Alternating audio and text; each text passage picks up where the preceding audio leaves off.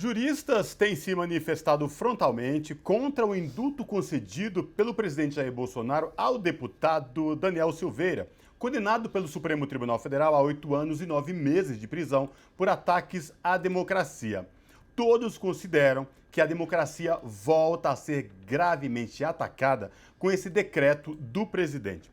Para repercutir essa questão e o aumento do autoritarismo aqui no Brasil, nós vamos conversar agora com Heloísa Machado, que é professora de Direito da FGV de São Paulo. Boa noite, professora Heloísa Machado. Prazer falar com a senhora. Seja muito bem-vinda. Boa noite, é um prazer estar aqui com vocês. Prazer é todo prazer é nosso, nosso. professora. Professora, as últimas semanas o clima ficou tenso, aumentou, decreto presidencial do presidente, meio que afrontando uma decisão da Suprema Corte, Supremo Tribunal Federal. Professora, o que a senhora pode falar para a gente sobre esse momento tão tenso de autoritarismo vivido no país? Olha, a escalada autoritária do presidente Jair Bolsonaro começou no dia 1º de janeiro de 2019, quando ele assume o mandato presidencial. Desde o começo do seu mandato, ele tem buscado confrontar o Supremo Tribunal Federal, seja participando de atos contrários ao tribunal, que pediam inclusive o seu fechamento, seja agredindo ministros isoladamente, como já fez com o ministro Luiz Roberto Barroso quando esteve à frente do Tribunal Superior Eleitoral, agora faz com o ministro Fachin na mesma posição, contra Alexandre de Moraes. Então, a gente não fala de um incidente isolado, né? A gente fala de um ataque contínuo e sistemático que busca erodir a autoridade e o poder do Supremo Tribunal Federal e também do Tribunal Superior Eleitoral. E que tem, neste caso do Daniel Silveira, nesse indulto individual, nessa graça concedida pelo presidente da República, o seu exemplo mais claro. Porque falando muito claramente, o que fez o presidente Jair Bolsonaro? Ele perdoou Daniel Silveira, que foi condenado por crimes contra o Estado Democrático de Direito, ao atacar e ameaçar institucionalmente o Supremo Tribunal Federal. Com isso, ele deu um recado para todos os seus seguidores de que deveria, né, esse ataque ser considerado legítimo e não deixa de ser um estímulo para que esses ataques continuem acontecendo, sobretudo em ano eleitoral. Um artigo muito bom do Celso Rocha na Folha disse que Bolsonaro acabou perdoando Daniel Silveira por um crime no qual ele mesmo, o presidente Bolsonaro, é o mandante. Eu li esse artigo com um amigo e, de fato, muito clara essa imagem, né? De alguém que participa desses ataques e que dá um recado para que eles continuem com esse perdão que foi concedido a Daniel Silveira.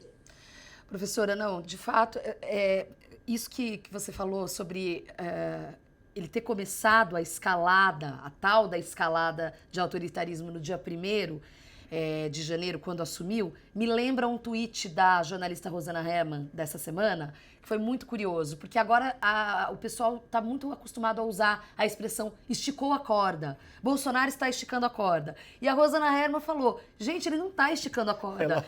Ele já está pulando a corda há muito tempo, ele já esticou, já deu a volta no mundo, enfim. Então, acho que é importante a gente colocar isso em perspectiva, senão dar um nome certo, né, para as coisas. Acho que isso é muito importante. E nesse sentido, eu queria saber, nessa manobra aí que o Bolsonaro fez, do perdão, da graça, do indulto, enfim, como quer que seja, ele fez uma tentativa direta de desmoralizar o STF. Quer dizer assim, o subtexto não me importo com o que vocês vão dizer, ele já verbalizou isso. Mas eu quero saber, na sua avaliação, juridicamente, o quanto isso é grave. Olha, juridicamente há uma lista enorme de regras constitucionais que foram violadas por esse decreto que concedeu a graça. A gente está falando, num primeiro momento, de uma violação assim assombrosa do princípio da impessoalidade, quando um presidente da República não pode usar os seus poderes para se beneficiar ou beneficiar os seus amigos, que é exatamente o que acontece com essa graça individual. A gente está falando também de uma hipótese de abuso de poder, né? Porque ele justamente usa um poder presidencial de maneira completamente pervertida a partir dos objetivos constitucionais.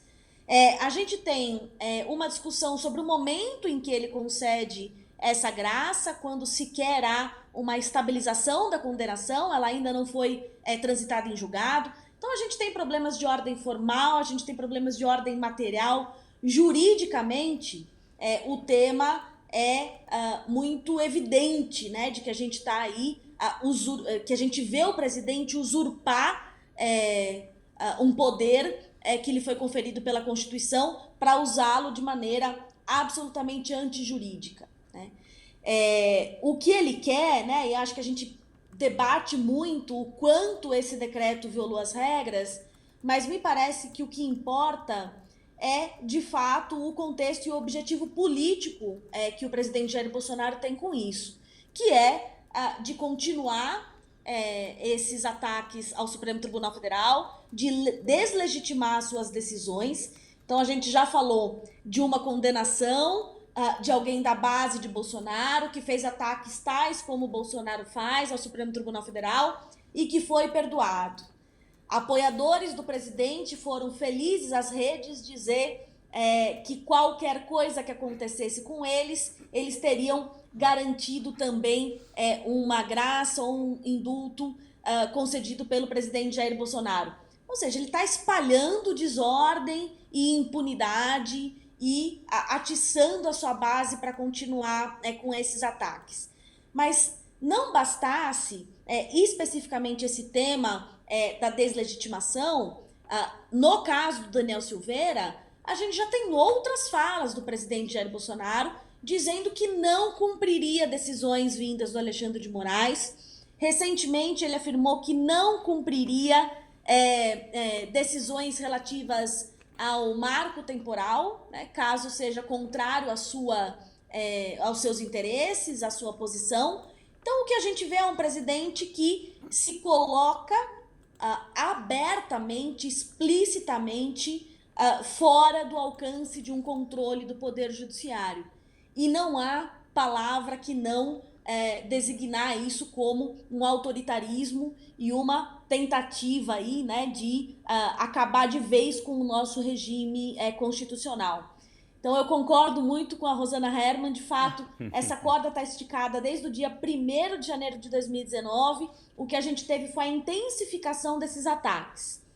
E a questão é a seguinte: se a gente tem um presidente que comete reiterados crimes de responsabilidade e não é responsabilizado pelo Congresso Nacional, se a gente tem um presidente que abertamente fala que descumpre decisões do Supremo Tribunal Federal, e se a gente tem as Forças Armadas colocadas como fiadores de um processo eleitoral no qual elas têm interesse direto no seu resultado, me parece que a gente já está num cenário muito distante do que aquele democrático previsto na nossa Constituição.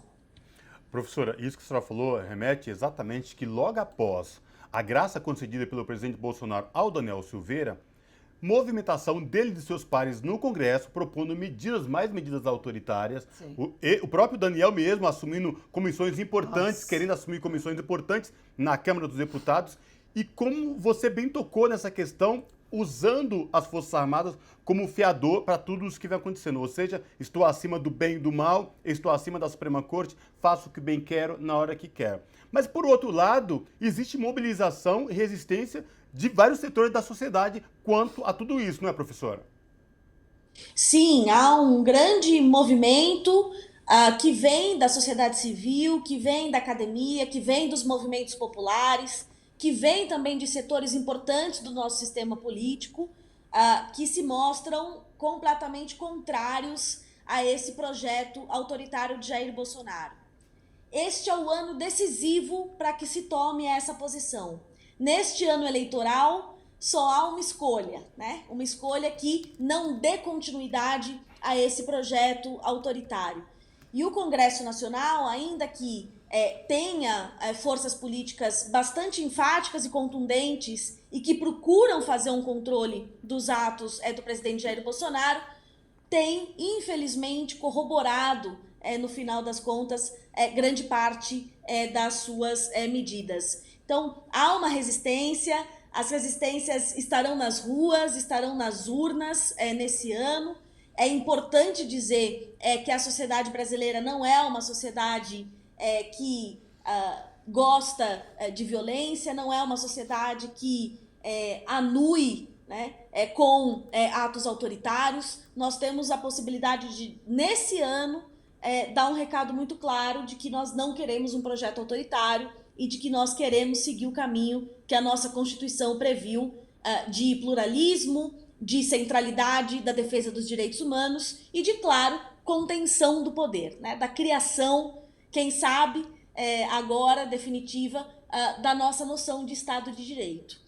O professor Paulo Sérgio Pinheiro publicou um artigo belíssimo na Folha hoje, né, dizendo que a gente ainda está num rescaldo autoritário que vem da ditadura e que a eleição do presidente Jair Bolsonaro conseguiu angariar forças, né, essas forças autoritárias, essas forças violentas, para chegar ao poder e se manter no poder ao longo desses 4 anos. Esse é o ano decisivo, onde a resistência tem que fazer o seu papel e inverter esse jogo. Sem dúvida, professora, essa citação de que a gente ainda vive, tem o problema do revisionismo histórico e tem o problema do povo não ter memória, não ter um conhecimento histórico e, claro, as narrativas cooptadas e abordadas muito por essa extrema-direita que acabou assumindo o poder. A minha pergunta agora vai no sentido de soluções. Uma delas, claro, é por meio do voto. A senhora muito bem falou, professora, né? A gente tem essa oportunidade de mudar o jogo. Mas, ainda falando sobre as relações entre os poderes. Quando do indulto, do perdão dado e os dias subsequentes, os poderes, Congresso, presidente do Senado, presidente da Câmara e o próprio STF deram declarações tentando amainar a coisa, né? Tentando dizer, a gente precisa entrar em um acordo, a gente precisa conversar, a gente precisa tentar restabelecer a normalidade.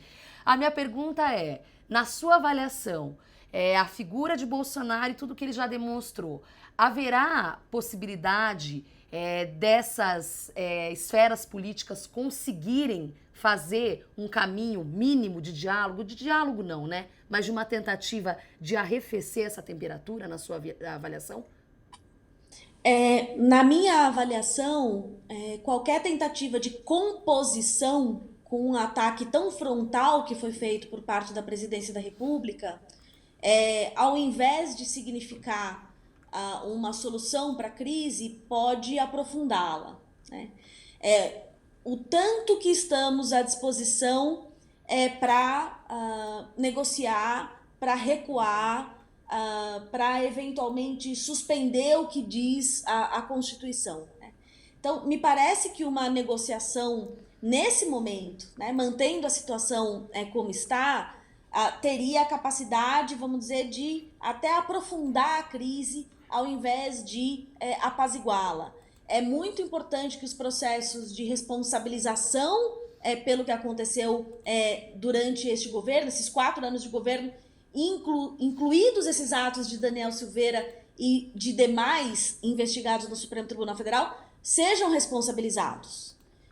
Teve um momento na nossa história em que nós acreditamos que uma saída negociada, que uma anistia negociada seria suficiente para nos colocar num caminho democrático. Hoje nós percebemos que a manutenção dessa anistia fez com que essas forças autoritárias também se mantivessem sedentas de poder e com uma perspectiva de retomá-lo e de, mais uma vez, implementar um projeto violento e autoritário.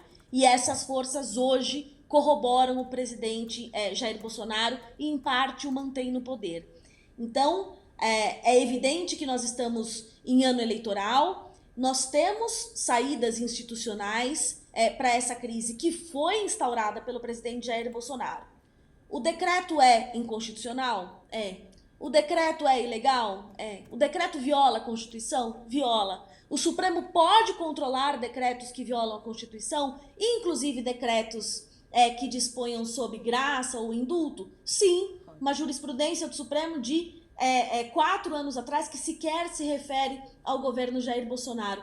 Então, os caminhos que já são apontados com segurança, com estabilidade e a partir do que diz a Constituição, são aqueles que são capazes de nos tirar dessa crise.